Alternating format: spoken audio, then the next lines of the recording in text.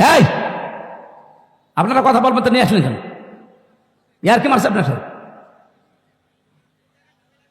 হ্যাঁ, এখান থেকে যান, ঘন্টামি করতে দাঁড়িয়ে আছে। এগুলো তুলে দিন তো, তোলেন এখান থেকে। হ্যাঁ, এখানে কি করে বেয়াদব ছাত্রলীগ নাকি? না না, ছাত্রলীগ ছাড়া তো এত এত বড় সাহস তো পাওয়া কথা না। নিষিদ্ধ হয়ে আছে, এরপরও এখানে এসেছে। কে নিষিদ্ধ না? ওরা নিষিদ্ধ জিনিস এখানে আসবে কেন? আমাদেরকে 1 তারিখে নিষিদ্ধ করেছিলেন, আমরা 5 দিন গা ঢাকা দিয়েছিলাম। তা আপনাদের নিষিদ্ধ, আপনি যতদিন শুদ্ধ না হন ততদিন গা ঢাকা দিয়ে থাকবেন। এই ছেলে, এমন এক চড় দেব না কানের নিচে, জায়গা মতো বসে পড়বেন আপনি। বিয়াদবের বাচ্চা, বিয়াদব। 14 বার কথা বলা লাগে, ভণ্ডামি করার জন্য আসে না। একজন যদি দাঁড়িয়ে থাকে না সামনে, এমনি মেজাজটা খারাপ হয়ে আসে। এরপরে যদি এত ডিস্টার্ব হয়, কথা বোঝানো যায়? আজকে একটা ভিডিও দেখছিলাম, কারা যেন বানিয়েছে, কাওয়া কাকুকে নিয়ে আসতেছে একজন সাজিয়ে, যে কাওয়া কাকুর আগমন, পাশে যারা আছে ওরা বলছে জ্বালিয়ে দেন, পড়িয়ে দেন। একটা কথা হইল, তার মানে ওরা কি জ্বালাতে পোড়াতে আসে রমজানের মতো? আর রমজান এসেছে আমাদের অপরাধগুলো জ্বালিয়ে দিতে। আমাদের যে সমস্ত অপরাধ আছে আল্লাহ রাব্বুল আলামিন রমজানের মাধ্যমে সব জ্বালিয়ে পড়িয়ে সারখার করে দিতে চান। স্বরাষ্ট্র উপদেষ্টা গত পরশুদিন কি ঘোষণা দিয়েছেন দেখেছেন? যদি কোনো জায়গায় কোনো ডাকাত, চোর, ছিনতাইকারী, চাঁদাবাজ ধরতে পারেন, জায়গায় মেরে ফেলবেন, কোনো বিচার নেই। এরকমই হওয়া দরকার। যা আরম্ভ করেছে ওরা, আজকে আমি প্রশাসনের সাথে একজনের কথা বলছিলাম আসার সময়, বলছে এখন যে বিশৃঙ্খলাগুলো তৈরি হচ্ছে সব ওদের ভেতর থেকে আমাদের ভেতরে ঢুকতেছে, যেন এই সরকার ব্যর্থ হয়ে যায়। এই জন্য খুব সতর্ক থাকা লাগবে ভাই। গতবার গাবতলী থেকে আসার সময় এই মাহফিলে আমি বের হয়েছিলাম, ওখান থেকে 9টা থেকে এই জায়গায় এসে 10টায় উঠবো, কিন্তু ওসি সাহেব আমার এমন তাড়া দিয়েছে, এক তাড়ায় প্রায় 1.5 কিলোমিটার শুধু দৌড়িয়েছে, তা মাঠের ভেতরে। এই আগস্টের 5 তারিখের পরে ওই ওসি এই সিরাজগঞ্জ গোল চত্বরে দেখা করছে। রাত 2টার সময় আমি চা খাচ্ছি বসে, আমি, আব্দুল বারী রশিদি ভাই, এরপর হোসাইন আহমেদ, মাহফুজ, আরো 2 জন ছিল। এসে বলছো হুজুর মাফ করে দিন। কে ভাই আপনি? আমি ওই সেই গাবতলী থানার ওসি। আরে শয়তান, এইদিকে আর তোরাই তো খুঁজছি, কোথায় ছিলি এতদিন? বলছো হুজুর আমার বদলি করে দিয়েছে, আমার নামে বিভাগীয় মামলা হয়েছে, আমি এখন কক্সবাজারে ওই টেকনাফে আসি চুরি করি, মাফ করবো, আগে টাকা ফেরত দেন। ওই দিন আমারে তো ধরতে পারেননি, গাড়িটা ধরিয়ে, ড্রাইভারে ধরিয়ে, আব্দুল বারী রশিদির ওর গাড়ি ধরিয়ে, আব্দুল সালামের গাড়ি ধরিয়ে আপনারা 1,13,000 টাকা নিয়েছেন। ওই টাকাগুলো ফেরত দেবেন, এরপরে আপনার মাফ হবে। হুজুর টাকা নেই, মাফ কিসের? 7 দিন সময় দিলাম, টাকা ফেরত দেওয়া লাগবে। টাকা ফেরত দিয়েছে 1 লাখ। পুলিশ যে টাকা ফেরত দেয় বাংলাদেশে মনে হয় এই প্রথম। তাছাড়া আপনি পেয়েছেন পুলিশ 10 টাকা ফেলে ছাড়ে না। আমি প্রথম জেলখানায় গিয়েছিলাম যখন থানার হাজতে ছিলাম, ওখান থেকে যখন জেলে নিয়ে যাবে কয়েকজন তো দেখতে গেছি, বের হওয়ার সময় আমার কাছে টাকা ছিল মাত্র 10 টাকা। আমরা বলছো টাকা, টাকা পাবো কোথায়? বলছে না আমরা জানি আপনাকে যারা দেখতে এসেছিল কিছু দিয়েছে। ওরে আল্লাহ, তো জিব্রাইল সব বলে দিচ্ছে। শেষে 10 টাকা দিলাম, তাও খুশি। যারা 10 টাকা বলেন তো পাওয়ার পরে আর ছাড়তে চাই না, তারা 1 লাখ টাকা ফেরত দিয়ে দিল। এ কি দেখেছে? আমার 13,000। হুজুর মাফ করে দিন। যা তোরে মাফ করে দিলাম, অন্তত লক্ষাধিক টাকা তো ফেরত দিল। পৃথিবীতে আল্লাহ যত নিয়ামত মানুষকে দিয়েছেন, আমরা আজকে 2টা ফরজ আদায় করব। আজকে একটা ফরজ বিষয় জানবো, আর একটা সব ফরজের বড় ফরজ কোনটা ওইটা জানবো। কি কথা বুঝতেছেন? একটা হচ্ছে ফরজ, আর সব ফরজের ভেতরে বড় ফরজ। এই দুইটা বিষয় আজকের আলোচনায় আমরা ক্লিয়ার করে বাড়ি যাব। কারণ 500 ফরজ আছে কোরআনে কারিমে, তার ভেতরে আজকে কয়টা জানা হবে বলেন তো? আরো জোরে বলেন। 2টা। এ মাদ্রাসার সম্মানিত অধ্যক্ষ, হাজারো আলেমের উস্তাদ এখানে বসে আছেন। এরপরে যিনি আলোচনা রাখলেন আপনাদের বগুড়ার সন্তান মাওলানা আব্দুল সালাম, অন্যান্য সম্মানিত ব্যক্তিবর্গ। রমজানুল মোবারক আমাদের একেবারেই মাথার উপরে। আজকে সৌদি সহ মুসলিম বিশ্বের অনেক দেশে তারাবি চলছে। এখন অনেকের জায়গায় শেষও হয়ে গেছে। কাবা শরীফে তারাবি চলছে। সুতরাং আমরা আগামীকাল থেকে তারাবি যেহেতু আরম্ভ হবে, রমজান মাস এটা 1500 বছর আগে দুনিয়ায় ছিল না। কথা বললেন না কেন? ছিল না? ছিল। রমজানের এই মর্যাদা ছিল না। আপনি আজকের এই দিন পর্যন্ত 70 বার সুবহানাল্লাহ বললে যে সওয়াব পাবেন, কালকে রমজানুল মোবারকে একবার বললে সেই সওয়াব পাবেন। আজকের এই দিন পর্যন্ত যদি 70 রাকাত নামাজ পড়েন একাধারে, যেই সওয়াব হবে, কালকে শুধু 1 রাকাত নামাজে সেই সওয়াব হবে। সুতরাং আমরা এমন একটা বরকতময় মাস পেতে যাচ্ছি। সবচাইতে গুরুত্বপূর্ণ হচ্ছে শাহরু রমাদান। এই সেই মাস যার নাম রমজান, আল্লাযী উনজিলা ফীহিল কোরআন, যে মাসে আল্লাহ কোরআনে কারীম নাজিল করেছেন। আমি এখান থেকে কয়েকটা প্রশ্ন নিলাম। 1 নম্বরে, রমজান 1500 বছর আগে ছিল না? ছিল না? কিন্তু দাম ছিল না। সফরের যেমন দাম, রজবের যেমন দাম, শাবানের যেমন দাম, ঠিক এইরকম একটা দাম ছিল রমজানের। তো কিসের জন্য এত মর্যাদা বেড়ে গেছে? কোরআনের। বলেন বলেন।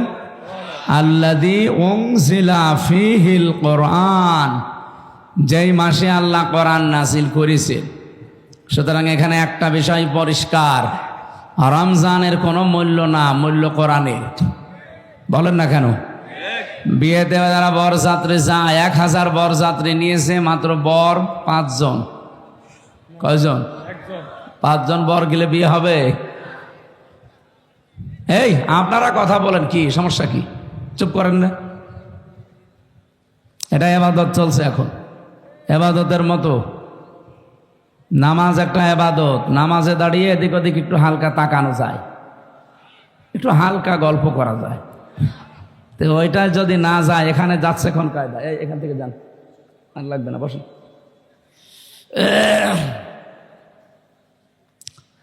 বগুড়াবাসী,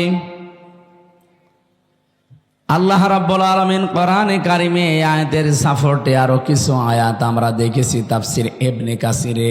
ইন্না আনজালনাহু ফি লাইলাতিন মুবারাকা, অবশ্যই আমি আল্লাহ কোরআনে কারিমকে আপনার প্রতি নাজিল করেছি একটা বরকতময় রজনীতে। কি বরকত তৈরি করেছিলাম? আমি যে বললাম 1500 বছর আগে মাত্র কোরআনে কারিম নাজিল হওয়া, এর আগে হাজার হাজার কোটি কোটি বছর আগে দুনিয়া তৈরি। তখনও আল্লাহর কোরআন ছিল না? ছিল না? অবশ্য ছিল। কোরআনে কারিম আমাদের এখানে ছিল না? ছিল না? হে মাহফুজে প্রথম রমজানে আমার আল্লাহ প্রথম আসমানে এটা নাজিল করেন। ওখান থেকে 27শে রমজান বলে আমরা যেটা জানি, শবে কদরে। ইন্না আনজালনাহু ফি লাইলাতিল কদর, অবশ্যই কোরআনে কারিম আমি নাজিল করেছি লাইলাতুল কদরে। ওমা আদরাকা মা লাইলাতুল কদর, হে নবী আপনি জানেন এটা কি? লাইলাতুল কদরি খায়রুম মিন আলফি শাহর। এখানে আলেম আছে যেহেতু কামিল মাদ্রাসা, খেয়াল করেন। আল্লাহ আলফুন শাহরুন দেননি যে 1000 বছর, আল্লাহ দিয়েছেন আলফুন শাহরুন। 1000 বছর এটা নাই, দুইটাই যেহেতু অনির্দিষ্ট। এই জন্য এটা শুধু 1000 বছর হবে না, এটা হাজার হাজার বছর হবে। তাফসিরে মুফাসসির জানাতে চেয়েছেন হাজার হাজার বছরও পৃথিবীর মানুষের যে উপকার হয়নি, সৃষ্টি জগতের যে কল্যাণ হয়নি, কোরআন যেদিন নাজিল হয়েছে ওই দিন আমার আল্লাহ তামাম পৃথিবীর উপরে তার চাইতে বেশি কল্যাণ করেছেন। কি কল্যাণ দিলেন আল্লাহ! এত দামি একটা রাত বানিয়ে দিলেন যে হাজার হাজার হাজার হাজার মাসের চাইতেও এটা আল্লাহর কাছে উত্তম। কারণ শুধু একটাই, কোরআন দিয়ে আমার আল্লাহ শ্রমিকের মর্যাদা বৃদ্ধি করে দিয়েছেন। কোরআন দিয়ে নারীর মর্যাদা বৃদ্ধি করে দিয়েছেন। এত বেশি মর্যাদা আল্লাহ শ্রমিককে দিয়েছেন, বিশ্বনবী জানিয়েছেন আল কাসিবু হাবিবুল্লাহ, শ্রমিক যারা কাজ করে খায় এরা আর সাধারণ মানুষ থাকে না, এরা আল্লাহর বন্ধু হয়ে যায়। বাংলাদেশের নিয়মটা আলাদা। এদেশে যারা কাজ করে না, খালি মেরে খায়, এরা আল্লাহর বন্ধু। কি কথা বলে না কেন? 48,000-এর উপরে দরবার আছে এই দেশে। আপনি একটা দরবারের মানুষকে দেখান তো যে দরবারে মানুষ কাজ করে খায়। কোনো কাজ নেই, শুধু হাদিয়া তোফা আসবে বিভিন্ন মুরিদদের। সাতক্ষীরায় আমি এক পীর পেয়েছিলাম, ওনার 12,000 নাকি মুরিদ। প্রত্যেকবার বছরে 2 বার করে অনুষ্ঠান দেয়। বলেন তো, যদি 10 টাকা করে একজন মুরিদ দিয়ে যায়, 12,000 মুরিদ বছরে 2 বার দিলে যা টাকা উঠবে, ওর জীবনে আর কিছু করা লাগবে ওই বছরে। 48,000 এটা যে সরকারি জরিপে বলছিলাম, বাইরে আরো বেশি আছে। আমি যেটা এখান থেকে আপনাদের জানাতে চাই, এই যে হাজারো দরবারগুলোতে কোনো কাজ কামের ব্যবস্থা নেই, খালি মানুষ বসে খাবে এই চিন্তা করে। অথচ মানুষকে আল্লাহ বানিয়েছে এই কঠোর পরিশ্রম করার জন্যে। লাকাদ খলাকনাল ইনসানা ফি কাবাদ, অবশ্যই আমি আল্লাহ মানুষকে বানিয়েছে কঠোর পরিশ্রমের মধ্য দিয়ে। বিজ্ঞান জানিয়েছে মায়ের জরায়ুতে যখন সন্তানটা পড়ে, তার মানে বাবার এই বীর্যটা 1 ফোঁটা যখন পড়ে, 1 ফোঁটা বীর্যের ভেতরে কমপক্ষে 40 লাখ আমির হামজা তৈরি হতে পারে। ওখান থেকে তারা প্রতিযোগিতা করে, দৌড় দিতে আরম্ভ করে। ফি করারিম মাকিন, যেটা মায়ের সুরক্ষিত জায়গা, ওই পর্যন্ত যেতে কত প্রতিযোগী শেষ পর্যন্ত পায়ের সাথে ধাক্কা লেগে হয়তো পড়ে যায়, মায়ের জরায় দেওয়ালের সাথে ধাক্কা লেগে পড়ে যায়। ওই পর্যন্ত পৌঁছায় হয়তো 1 জন 2 জন 3 জন 5 জন 7 জন 13 জন পর্যন্ত। বলেন তো, আমরা প্রত্যেকেই কিন্তু এই প্রতিযোগী ছিলাম। জীবনটা শুরু হয়েছে আমাদের কঠোর পরিশ্রম দিয়ে। মায়ের জরাও পর্যন্ত কেউ যেতে পারে না। আমার বোন, আমার ভাই যারা আমার সাথে ছিল সব পেছনে পড়ি মারা গেছে। আমি হামজা একা ওই ফি করারিম মাকিন, সুরক্ষিত এই জায়গা পর্যন্ত আল্লাহ আমারে পৌঁছিয়ে দিয়েছে। ওখান থেকে শুরু করে 40 দিন, এরপরে 40 দিন, এরপরে 40 দিন, এভাবে 6 মাস পর্যন্ত একটা মানুষের ভেতরে ক্ষুধা আসে না।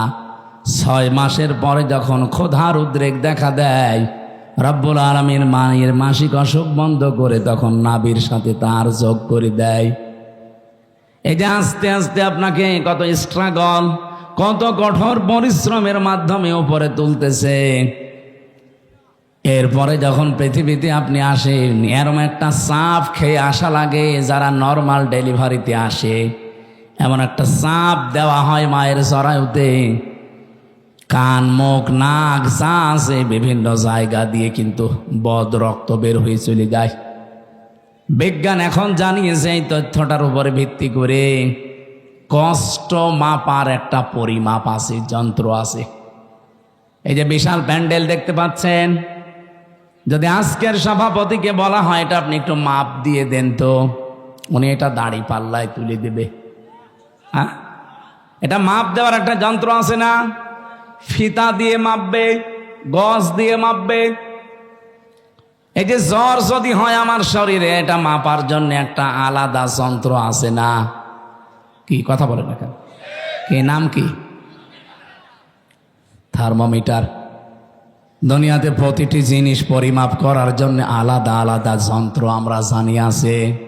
আগেও একবার না দুইবার এসেছিলাম, ওই আপনাদের ওই যে কি এমপি ছিল একজন, বাবলু সাহেব, উনি থাকতে। এরপরে তো 3 বছর গেল, ভেতরে আসতে পারি নাই। গত বছর আসার চেষ্টা করেছিলাম।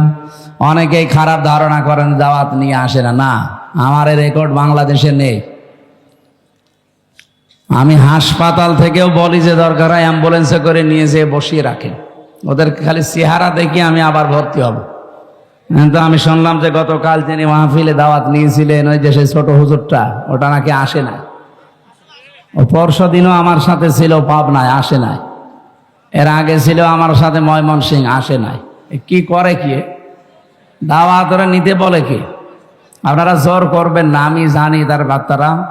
আমারে অনেকে বলে যে দাওয়াত দিয়ে দেন, আমি দাওয়াত দিয়ে তো আর এক মুসিবতে পড়বো। কারণ 100টার ভেতরে যদি 50টা মাহফিলে না আসে, তাহলে ওদের অবস্থা কি হবে বলেন? গতবার এই যে এখানে কোন মুরব্বী যেন হাও মাও করে কাঁদছিল, অথচ আমি তখন দৌড়াচ্ছিলাম মাঠের ভেতর দিয়ে, পা মা কেটে ফ্র্যাকচার হয়েছিল। পরবর্তীতে ভিডিও দেখলাম যে উনি কাঁদতেছে, আর আব্দুল সালাম থামাচ্ছে মানুষকে। সুতরাং এই সেই বগুড়া, আমি সেই দিন থেকেই নিয়ত করেছিলাম যদি সময় পাল্টাইতে বাংলাদেশে এই মাহফিল দিয়ে শুরু হবে। যেন আজকে এই মাহফিল শেষ, আগামীকাল থেকে যেহেতু রমজান, প্রিন্সিপাল সাহেব আমার বাসায় জেল থেকে বের হয়ে প্রায় 2 বার গেছি। প্রিন্সিপাল সাহেব একজন কামিল মাদ্রাসার প্রিন্সিপাল, বোঝেন আপনি, আমার বাবারও বড়। ওনার আমি সম্মান ওইভাবে হয়তো দিতে পারি নাই, তারপরেও 2 বার এখান থেকে সেই কুষ্টিয়ায় আসতে যেতে লাগে প্রায় 8-9 ঘন্টা। এই সময় ব্যয় করে উনি আপনাদের দেখানোর জন্য যে এবার আশা করি আর কেউ বাধা দিতে পারবে না। আর এখন বাধা দেওয়ার কেউ নেই। বাধা দিলে আমি আদেশ দিয়ে দিলাম, স্বরাষ্ট্রমন্ত্রীর ওই আদেশ, মেরে ফেলবে। কারণ ওটা একটা ক্যান্সার। ওটা কি? ও ক্যান্সার বাঁচিয়ে রাখলে তো শরীর নষ্ট হয়ে যাবে। কোরআনের জন্য এই দেশটা টিকে আছে। আপনি কি টের পাচ্ছেন? এই দেশটা কোরআনের জন্য টিকে আছে, আর এখানে কোরআন থাকবে। 96% মুসলমান আমরা এই দেশে। কি নামাজ কম বেশি না পড়তে পারি, রোজা না রাখতে পারি, কোরআন শরীফ সম্পর্কে কিছু বললে দল বেদল নেই, তারে দেখে নেব। কারণ কিয়ামতের দিন কোন কোরআন শরীফ যদি বলে আল্লাহ আমি এর পক্ষে, তুমি মাফ করে দাও, আল্লাহ বলেন যা মাফ করে দিলাম। এদিনে কোরআন যেন বিপক্ষে না যায়। আল কোরআনও হুজ্জাতুল লাকা ওয়া আলাইকা, কোরআন যার পক্ষে সাক্ষী দেবে আল্লাহ তাকে জান্নাত দিয়ে দেবে, যার বিপক্ষে যাবে ও যত বড় পীরের মুরিদ হোক ও জাহান্নামে যাবে। এই জন্য আব্দুল বারী রশিদি সাহেবের উপরে, আব্দুল সালামের উপরে যাদের রাগ, মন খারাপ, ভুল বোঝেন না, এটা আমাদের কোনো দোষ নেই। কোরআন শরীফ আমি মাথায় নিয়ে বলতে পারি, আমি 100 চেষ্টা করেছিলাম। ওখানে আমি 8টা থেকে 9টা 1 ঘন্টা কথা বলেছি গাবতলিতে, ওটা ঠিক মতো হয়ে গেল। সেই দিনে মনে হয় প্রধান অতিথি ওখানকার আওয়ামী লীগের একজন সভাপতি নাকি যেন উনি ছিল।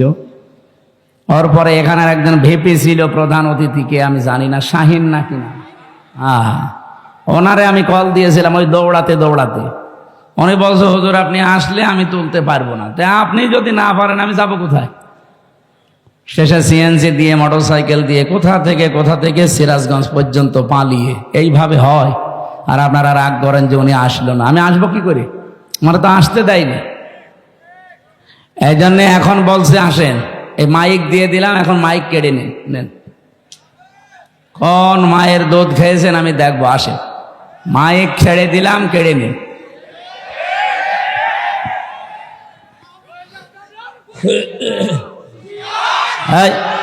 এখন ওইটা আর নেই, যেহেতু বলার দরকার নেই, 27 পালিয়েছ। আমি সেদিন মালয়েশিয়া ছিলাম, দেখি ওরা তো আর ওই যে সাহেব পাড়ায় ওঠে না, সব হোটেলে বসে বসে নিচতলায় দেখলাম চা খাচ্ছে। কি গো বলছো হুজুর আমরা আগেই পানিয়েছি। কেন সাহেব পাড়ায় উঠবেন না? ওখানে উঠে মায়ের খাবো, সব তালা লাগানো, ওখানে উঠতে পারবো না। এদেশে বাংলার জনগণ আছে, পিটিয়ে ভর্তা বানিয়ে ফেলবে। কি করলেন আপনি বলেন? 15.5 বছর যায় মারিং কাটিং করলেন, এখন নিজেও খেতে পারেন না, আমাদেরকেও খেতে দিলেন না। কি কথা বলেন না কেন? যত এই যে প্রায় 36 লাখ যুবক এখন বেকার, এদের বেকার থাকা লাগে? বাইরের দেশে যারা রাস্তা ঝাড়ু দেয়, টয়লেট পরিষ্কার করে, রুটি বানায়, আমি নিজে দেখেছি। কেন এই কাজ করা লাগবে বাইরে? যে এদেশটা এত সমৃদ্ধশালী আর এত সম্পদ আল্লাহ এখানে দিয়েছে, বাইরের রাষ্ট্রগুলো পাগল হয়ে যাচ্ছে। বিশেষ করে চীন তো পাগল হয়ে যাচ্ছে দেশটাকে উন্নত করার জন্য। শুধু টাকা ঢালবে, আপনি টাকা নেই দেখলে কি দেখে ঢালবে তারা?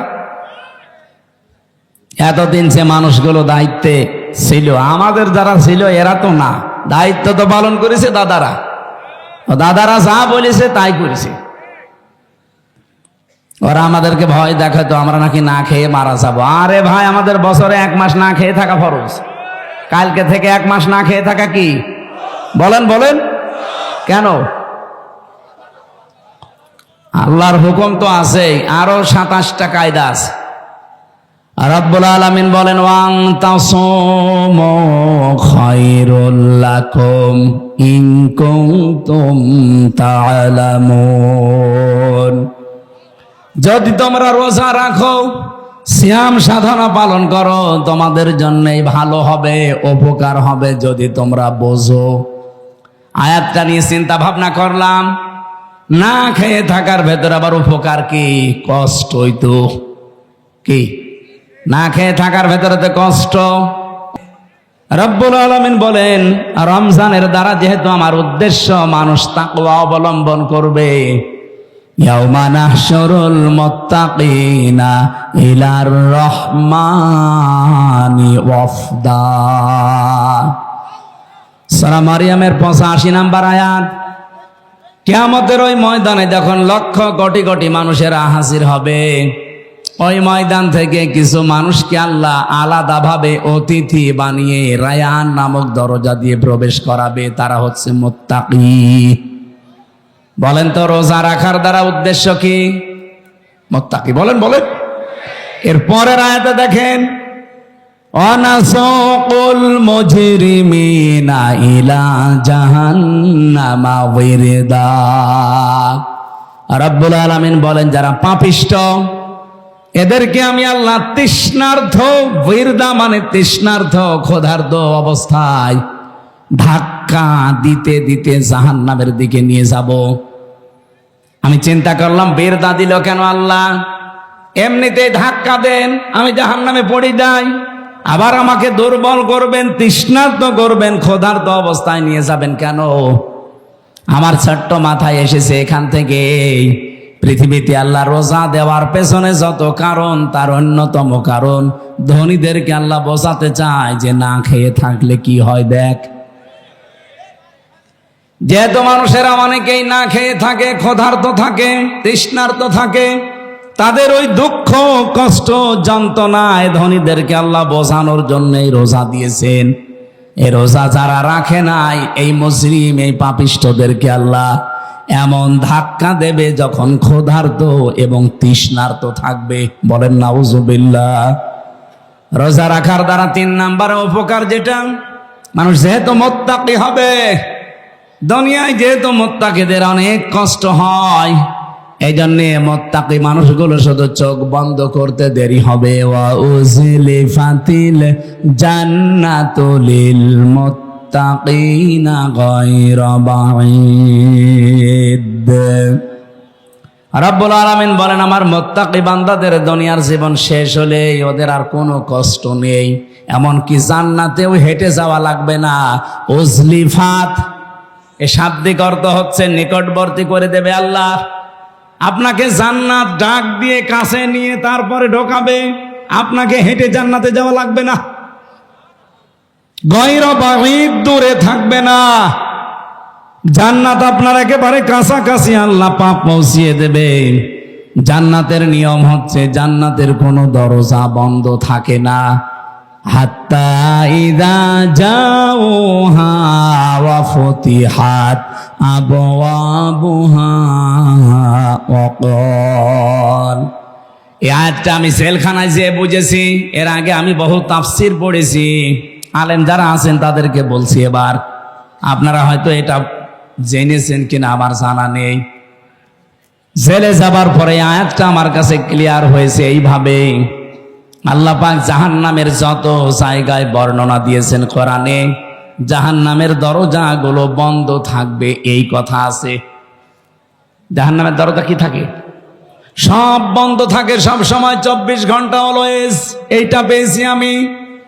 হাত্তা ইযা জাউহা ফুতিহাত আবওয়াবুহা, এখানে মাঝখানে ওয়া নেই। আল্লাহ পাক বলেন জাহান্নামের ফেরেশতারা যখন ধাক্কা দিতে দিতে ওকে জাহান্নামের গেটে নিয়ে যাবে, জাহান্নামের দরজা তো সব সময় বন্ধ থাকে। যিনি দারোয়ান ফেরেশতা আছে মালিক দায়িত্বে, তিনি দরজা খুলে দেবে। প্রবেশ করার সঙ্গে সঙ্গে আবার দরজা আটক হয়ে যাবে। কিন্তু জান্নাতের দরজা কোনো সময় আল্লাহ বন্ধ রাখে না, 24 ঘন্টা ওপেন রেখে দেয়। এই মানুষগুলো যখন জান্নাত কাছে নিয়ে এসে আপনাকে প্রবেশ করাবে, জান্নাতের দরজা তো বন্ধ নেই, খোলাই থাকবে। জেলখানায় গিয়ে আজটা বুঝলাম এইভাবে।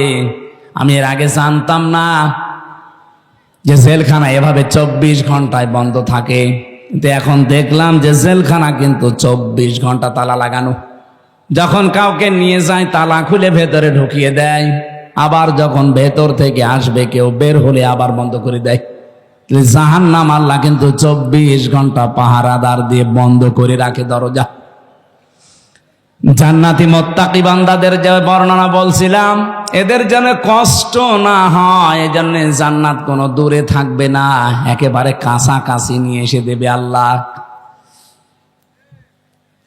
27টা উপকারের কথা আমি তাফসিরে মাযহারিতে পড়েছি। আমি আলেমদেরকে বলছি নোট করে আপনি নিজে মানুষকে শোনাবেন। 1 নম্বরে উপকার হচ্ছে মাত্র 2017 সালে এটা আবিষ্কার হয়েছে, অটোফেজি। নাম শোনেননি? যেই বিজ্ঞানী এটা আবিষ্কার করেছে ইউশোনারি ওসামি, এর বাড়ি জাপানে। চিকিৎসা বিজ্ঞানের উপরে গবেষণা চালিয়ে লোকটা নোবেল পর্যন্ত পেয়েছে, নোবেল পুরস্কার। 2017 সালে অনেক চিন্তা ভাবনা করেছে মানুষের এই শরীর নিয়ে। পুরা বডির ভেতরে 2 কোটির উপরে কোষ তিনি পেয়েছেন। কত কোষ পেয়েছেন? 2 কোটি। কিন্তু এই 11-12 মাসে একাধারে মানুষ যখন খাবার খেতেই থাকে, তখন ওই পাশাপাশি কিছু কোষ তৈরি হয়। ওই কোষগুলো শরীরের এই 3.5 হাত বডিতে 2টা ক্ষতি করে। 1 নম্বরে আপনার শরীরে হয় ক্যান্সার হবে, নাই টিউমার হবে। বিজ্ঞান এখন 5.5 কেজি রক্ত পেয়েছে আমাদের শরীরে। এই 5.5 কেজি রক্তের ভেতরে 5 প্রকার ক্যান্সার হয়, আর টিউমার হয় 3 জাতের। হয়তো কোনোটা ফুলে ওঠে, কোনোটা ভেতরে থাকে, কোনোটা ফলেও না ভেতরেও থাকে না, রক্তের সাথে আস্তে আস্তে মিশে যায়। এই যে কোষ যেগুলো বৃদ্ধি হয়েছে 11-12 মাস ধরে, এইগুলোর কারণে এই সমস্যাটা তৈরি হয়। চিন্তা করলেন কিভাবে এই কোষ থেকে মানুষকে মুক্ত করা যায়। কিন্তু 13 বছর একাধারে গবেষণা করেছিলেন। সর্বশেষ তার গবেষণা এটা এসেছে যে 12 মাসের যদি একটা মাস কেউ দিনের বেলা না খেয়ে থাকতে পারে, 29 কি 30 দিন একাধারে, তাহলে আসল আল্লাহ যে কোষ দিয়েছিলেন 2 কোটি, বাকি যে কোষগুলো বৃদ্ধি হয়েছে ওই কোষ যখন কিছু খেতে না পায় তখন ওই পাশেরটা খাওয়া আরম্ভ করে। আল্লাহর দেওয়া কোষগুলো, এই অটোমেটিক তৈরি হওয়া কোষগুলোকে খেতে খেতে 30 দিনে পোড়াটা সাবাড় করে ফেলে। 30 দিন যদি একাধারে খেতে থাকে, ওর শরীরে অতিরিক্ত আর একটা কোষও বাকি থাকে না। তার মানে কোষ যখন অতিরিক্ত নেই, আপনি ক্যান্সার থেকে বেঁচে গেলেন, আপনি টিউমার থেকে বেঁচে গেলেন। চিন্তা করছে এই তথ্যটা পৃথিবীর কোন ধর্মে আছে কিনা দেখি। 4500 ধর্মীয় গ্রন্থ দুনিয়ায় আছে এখন, উনি সবগুলো একটা একটা করে মিলিয়ে না, কোন গ্রন্থে এই তথ্য নেই। সর্বশেষ মুসলমানদের ধর্মীয় গ্রন্থ কোরআন, এইটা তিনি পেয়েছেন। পাবার পরে দেখেন যে এখানে আছে 30 দিন আল্লাহর বান্দারা 1 বছরে না খেয়ে থাকবে। এই তো পেয়েছি আমি যা মনে করেছিলাম। 13টা বছর আমি গবেষণা করে যা পেয়েছি, মুসলমানদের ধর্মীয় কিতাবে এটা অনেক আগেই দেওয়া আছে। আল্লাহ পাক যে বলেন তাসামু খায়রুল লাকুম ইন কুনতুম তা'লামুন, অবশ্যই রোজা রাখলে তোমাদের উপকারী হবে যদি তোমরা এটা বুঝতে পারো। যেহেতু বিজ্ঞানী এখন বুঝেছে, তথ্য আমরা পেয়ে গেছি, এজন্য ফামাং শাহিদা মিনকুমুশ শাহরা ফালিয়াসুম, তোমাদের ভেতরে কেউ যদি রোজার মাস একবার পেয়ে যায়, আল্লাহ বলেন অবশ্যই সে যেন রোজা রাখে। এটা কিন্তু গত বছর যারা আদায় করেছে, এবছরে অনেকে কবরে চলে গেছে। এবছর আমরা যারা কালকে থেকে পেতে যাচ্ছি, হেলায় খেলায় নষ্ট করেন না, রোজাটা অবশ্যই আপনি রাখবেন। অনেক গরিব মানুষ আছে বলে, হুজুর আমারও রোজা রাখা লাগবে, আমি ভ্যান চালাই। আরে বেটা, অভাবী মানুষের অভাব দূর করার জন্যই তো রোজা দরকার। কারণ রোজার দ্বারা আল্লাহ যেটা মানুষকে তৈরি করে দিতে চায়, তার নাম কি? তাকওয়া। বলেন বলেন, আরো জোরে বলেন। কোরআনে কারিমের সূরা বাকারার 183 নম্বর আয়াত আমরা পড়েছিলাম। এদিকে তাকান। রাব্বুল আলামিন বলেন, ইয়া আইয়ুহাল্লাযীনা আমানু কুতিবা আলাইকুমুস সিয়াম, ওহে যারা ঈমানের দাবি করো তাদেরকে বলছি, আমি কিন্তু রোজার বিধানটা লিখে দিলাম। কি করলাম? পৃথিবীর কোন বিধান আমি লিখে দিলাম এমন কথা কোরআনে আপনি পেয়েছেন?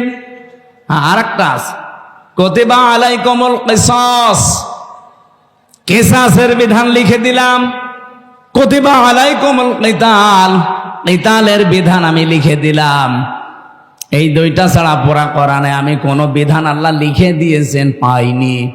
হ্যাঁ পেয়েছি, ওগুলো আল্লাহ ফরজ করেছেন, এজন্য সেখানে ফারদ ওয়াজ পাবেন, ফারদুন। কিন্তু রমজানের ব্যাপারে আল্লাহ কথা বলতে গিয়ে বলেন কুতিবা আলাইকুমুস সিয়াম, আমি কিন্তু লিখে দিলাম সিয়ামকে। আজকের এই জমিনটা যদি আমি সভাপতি সাহেবকে বলি যে স্যার আপনাকে আমি দিয়ে দিলাম, কোন দাম আছে আমার এই কথার? বলেন বলেন। যদি এটা সই স্বাক্ষর করে দলিল করে স্ট্যাম্প করে বলি এই যে নেন, এ জমির দাম এখন 1 বিঘা 20 লাখ, এই কথা বলেন কেন? ব্যক্তি তো একই, আগে দিয়েছিলাম মুখে মুখে, এখন আমি দলিল করে লিখে সই স্বাক্ষর করে দিয়ে দিলাম, দাম হয়ে গেছে আকাশ আর পাতাল। আগেরটা কোনো মূল্যই ছিল না, পরেরটার মূল্য 20 লাখ। কথা বলেন ঠিক কিনা? রাব্বুল আলামিন বলেন আমি রোজা তো তোমাদের জন্য ফরজ করেছি ফারদ ওয়াজ দিয়ে না, কাতাবা দিয়ে। আমি কিন্তু লিখে সই স্বাক্ষর করে দিয়েছি। এত দামি বিধান এটা আমি আল্লাহর কাছে। পৃথিবীর অন্যান্য বিধানগুলো আমি দুনিয়ায় নাজিল করেছি জিবরাইলকে দিয়ে, আর রোজাটা নাজিল হয়নি, এটা আমি আল্লাহ নিজে আমার রাসূলকে আরশে নিয়ে উপহার দিয়েছি।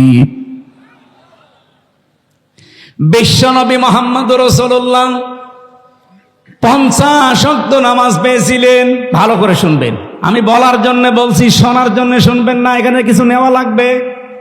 50 ওয়াক্ত নামাজ পেলেন তিনি, 6 মাস রোজা পেলেন, আনন্দে আসছিলেন। প্রতিমধ্যে হযরতে মুসা নবীর সাথে দেখা।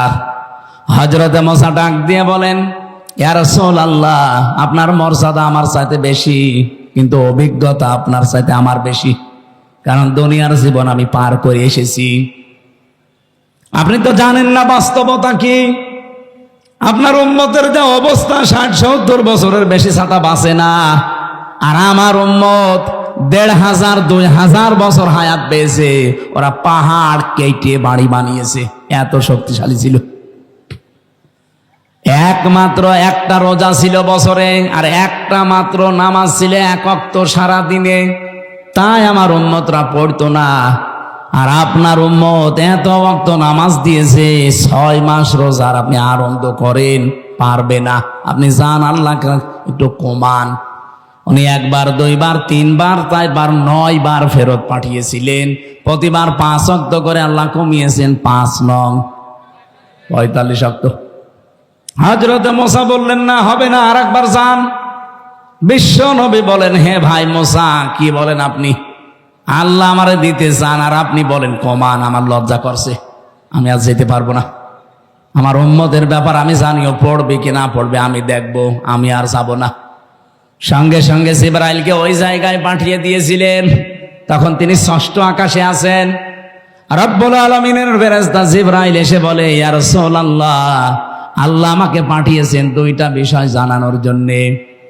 1 নম্বরে, আল্লাহ যেহেতু সিদ্ধান্ত নিয়ে রায় দিয়েছেন, অতাম্মাত কালিমাতু রাব্বিকা সিদকাও ওয়া আদলা লা মুবাদদিলা লিকালিমাতিহি ওয়া হুয়াস সামিউল আলিম। বলেন আল্লাহু আকবার। সূরা আনআম 115 নম্বর আয়াত। খুব ভালো করে খেয়াল করবেন, এখনই সেই শিক্ষাটা আসবে। এটা নিয়ে বাড়ি যাওয়া লাগবে, শুধু এসেছেন চলে যাবেন না। এই জন্য আমি মাহফিল করি না, আমি কিছু দেব এমন যেটা কোরআন হাদিসের সাথে মিলে গেলে আপনাকে নিয়ে বাড়ি যাওয়া লাগবে। কথা বলেন না কেন? এখানেই রেখে চলে যান, তাহলে আপনার ওয়াজ শুনতে আসার দরকার কি? বলেন তো, বাড়ি নিয়ে যাবেন কিনা? এই বাড়ি নিয়ে যাবেন না? আওয়াজ পাওয়া যাচ্ছে না, যাবেন? রব্বুল আলামিন 1 নম্বরে বলেন, আমার কোরআনে যত তথ্য আছে সব সত্য। 2 নম্বরে যত তথ্য আছে সব ইনসাফপূর্ণ। 3 নম্বরে আমার কথা কোনোদিন রদবদল হবে না, পরিবর্তন হবে না। আল্লাহর কথা যেহেতু পরিবর্তন নেই, আপনি বারবার এসেছিলেন, এই জন্য আপনার কনসিডারের কারণে আল্লাহ কমিয়ে দিয়েছেন।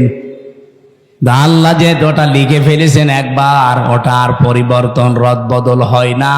আপনার উম্মতদেরকে বলে দেবেন, যদি তারা 5 ওয়াক্ত নামাজও সঠিকভাবে শিক্ষা নিয়ে পড়তে পারে, আর 1 মাস রোজা যদি হক আদায় করতে পারে, আল্লাহ পাক তাদেরকে 6 মাস রোজা রাখা 50 ওয়াক্ত নামাজ পড়ার সওয়াব দিয়ে দেবে। সেই উম্মত আমরা, সেই রোজা আমাদের সামনে। বগুড়াবাসী, এখান থেকে 3 নাম্বার যে কায়দাটা, লা মুবাদদিলা লিকালিমাতি, যেটা জিবরাইল আলাদাভাবে শুনিয়েছেন, হে নবী, আপনার শুধু কনসিডারের কারণে আল্লাহ কিন্তু কমিয়েছে, কিন্তু সওয়াব কমাবে না। যদি 5 ওয়াক্ত হক আদায় করে পড়তে পারে, রোজা রাখতে পারে, আমি আল্লাহ ওইটাই রাখবো যেটা আগে দিয়েছিলাম। কারণ আল্লাহর কথায় কোনো পরিবর্তন, জোরে বলা লাগবে, আল্লাহর কথায় কোনো পরিবর্তন। কিন্তু বাংলাদেশের এমন এমন রায় আমরা 15 বছরে দেখলাম, যেটা পরিবর্তন অলরেডি হয়। এক কথা বলছে না কেন? এটিএম আজহারুল ইসলামের রায় দিয়েছিল যারা, শুনলাম নাকি কিয়ামত হয়ে গেলেও পাল্টাবে না, অথচ 3 দিন আগেই পাল্টিয়ে গেছে। এখন কিন্তু মঞ্জুর হয়েছে, উনি রিভিউ করতে পারবে, উনি শুনানি করতে পারবে। তার মানে এতদিন যা রায় ছিল, বোঝা যাচ্ছে এগুলো সব মিথ্যা। আমার মনে হয় এই সালাউদ্দিন কাদের চৌধুরী, মাওলানা মতিউর রহমান নিজামী, এই মানুষগুলো যদি এখন বেঁচে থাকতেন, আর যদি আগস্টের 5 তারিখের পরে যে পরিবর্তন দেখতে পাচ্ছি, ওনাদেরটাও এখন খারিজ হয়ে যেত, এখন আবার ওনাদের জামিন মঞ্জুর করানো যেত। হ্যাঁ, কিছু বদনসিব মানুষ আছে যাদের ভাগ্য খারাপ, এই মানুষগুলো এখন আরম্ভ করেছে এই 25 তারিখের পর থেকে, যে না, ওনার সাজা হয়ে গেছে, ওনার মঞ্জুর করা ঠিক হয়নি।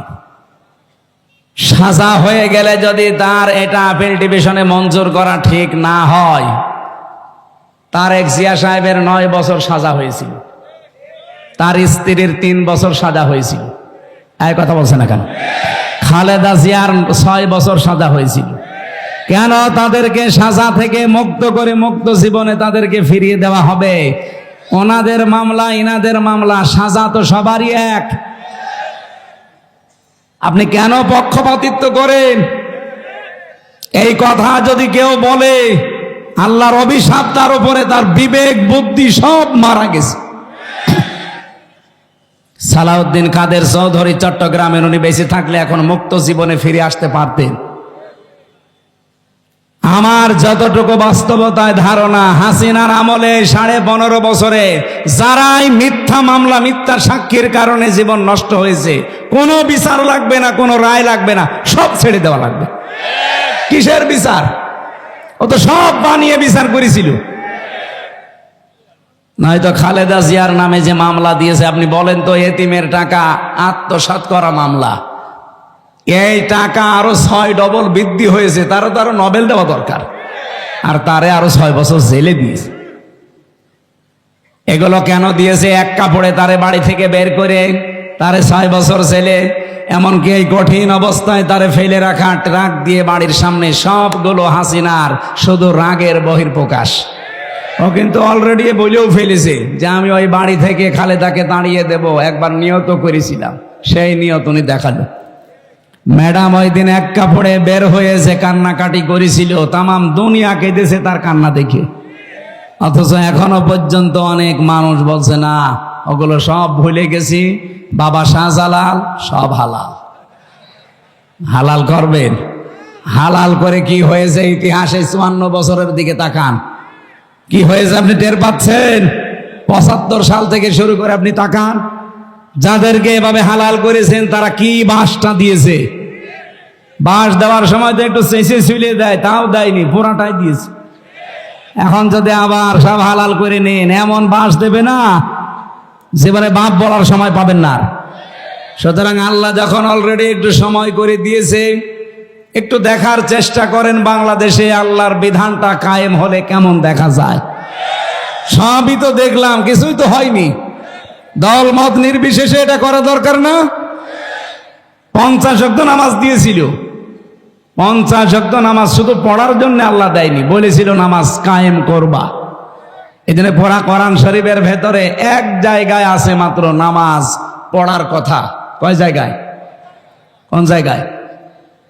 ফাসল্লি রব্বিকা, ফাসল্লি পর্যন্ত ঠিক আছে। বাংলাদেশে বহু মানুষ নামাজ পড়ে, কি করে?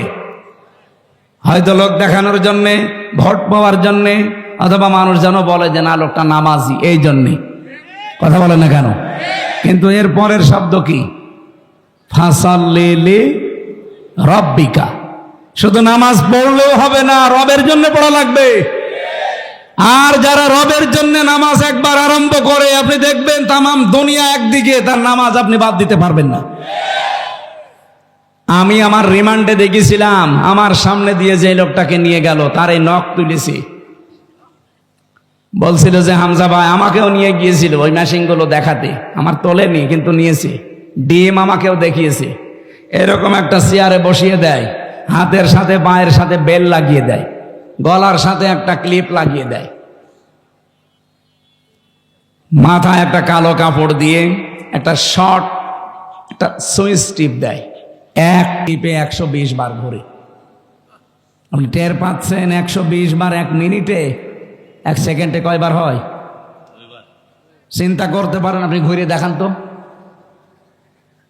এতটুকু যদি ছেড়ে দেয় যে ভাই যা তোরে আমি একবারে 2-4 বার একটু শর্ট দিলাম, চলে যা, না, এবার এমন একটা মেশিন নিয়ে আসে, এই হাতের সাথে পায়ের সাথে একেবারে খাপ খাওয়ানো, শুধু আপনার এখানে ধরবে, একবার টিপ দেবে, সব নখগুলো খুলে চলে যাবে। আর নখ খুলে গেলেই ফিনকি দিয়ে রক্ত বের হয়। আপনি নখ খুলে দেখেন কি রক্ত বের হয়। রক্ত যেই ফিনকি দিয়ে বের হবে, তখন পাতলা মিহি যে লবণ, ওটা ছিটিয়ে দেয়। বলতেই যদি আমার এমন লাগে, আমি নিজে ফেস করে আসলাম, কত বড় কঠিন ছিল বলেন তো।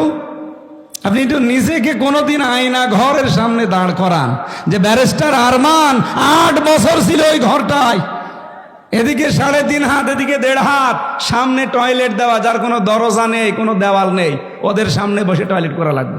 আমি নিজে করেছি। জেলখানায় তো তাও অন্তত 1-1.5 হাত টয়লেটের দরজা দেওয়া আছে, আর ওখানে কোনো দরজা নেই, আবার পার সাথে চেন বাঁধা থাকে। আপনি কতক্ষণ থাকতে পারবেন এইভাবে? 2 দিন, 5 দিন, 7 দিন? ওইটা লোক 8 বছর কাটিয়েছে, 10 বছর কাটিয়েছে আমান আজমি ভাই।